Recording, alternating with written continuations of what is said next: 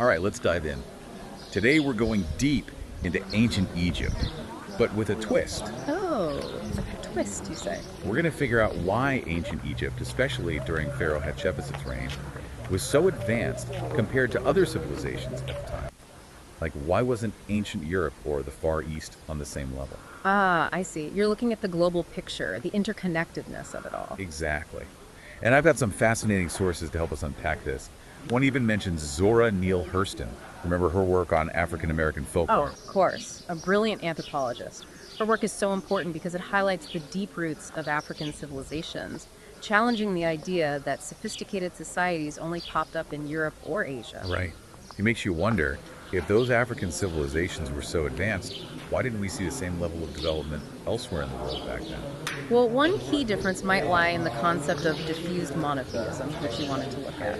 It pops up in some African cosmologies and suggests a pretty sophisticated understanding of the divine, possibly predating similar ideas in other cultures. So, while Europe was still figuring out polytheism, ancient Egypt might have already developed a more complex view of a single god.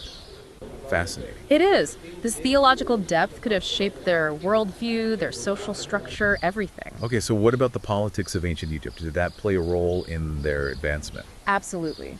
Egypt's centralized power, with pharaohs like Hatshepsut at the helm, allowed for ambitious projects, long-term planning. Just look at the detailed imagery from the temple reliefs, which we've included in your sources. You'll see a surge in monumental architecture and trade expeditions under her rule. Speaking of Hatshepsut, wasn't she a woman in a position of immense power? How did that impact Egypt's global influence specifically? It's important to note that Hatshepsut's reign wasn't just significant because a woman was leading. She really expanded those trade rights, especially the one to the land of Punt. The land of Punt. Think exotic goods, gold, ebony fragrances, all arriving in a fleet of ships from this distant, almost mythical land. That was the scale of her ambition and the reach of Egypt. Wow, that's pretty impressive. So while Egypt was thriving under Hatshepsut, what was going on in ancient Europe during this period? Were they just behind, or was something else going on? Ancient Europe at that time was more about smaller, less unified communities. Think scattered settlements, not those grand Egyptian cities. So no empires. Not really, no. Their focus was more survival, local trade, not establishing huge empires or overseas trade networks. So Egypt's political stability and central power allowed them to think bigger while Europe was still working on its own internal dynamics. Right. And that difference in political structure also impacted their approach to things like infrastructure. Egypt's building impressive temples, irrigation systems, roads, all things that helped with trade and communication. Meanwhile, Europe was still developing basic agriculture and local trade routes. Totally different trajectories then. Yeah, you could say that. It's not that ancient Europe wasn't developing, of course. They had their own innovations and culture.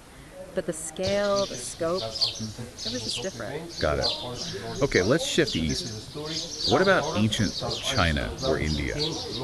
Were they comparable to Egypt at this point? Well, you wanted to focus on why other civilizations were not comparable, right? Right. So, keeping that in mind, while ancient China and India had developed pretty sophisticated civilizations by this time, they hadn't really established those expansive maritime trade networks like Egypt had. Their focus was more inward, on internal development and regional trade. So powerful in their own regions, but not quite as globally connected as Egypt. Makes sense. But why? Was it geography? Technology? Geography definitely played a part. Egypt's location at the crossroads of Africa, Asia, and Europe gave them a natural advantage for trade.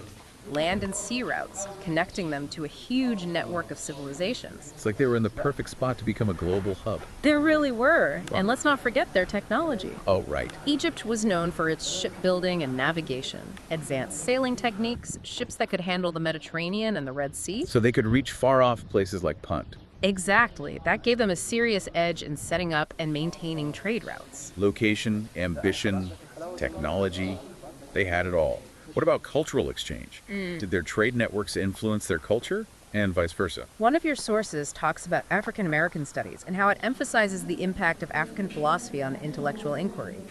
And it mentions how the discipline intersects with almost every traditional academic subject. Interesting. And that source also highlights how African American studies intersects with almost every academic field. Right. I think there's a parallel there with ancient Egypt. Think about those sources on African cosmologies. Just like African American studies draws from various disciplines, ancient Egyptian culture incorporated elements from all the different civilizations they interacted with. Look at their art and architecture. You'll see Nubian, Mesopotamian, even Minoan influences. So trade wasn't just about goods, it was about ideas too.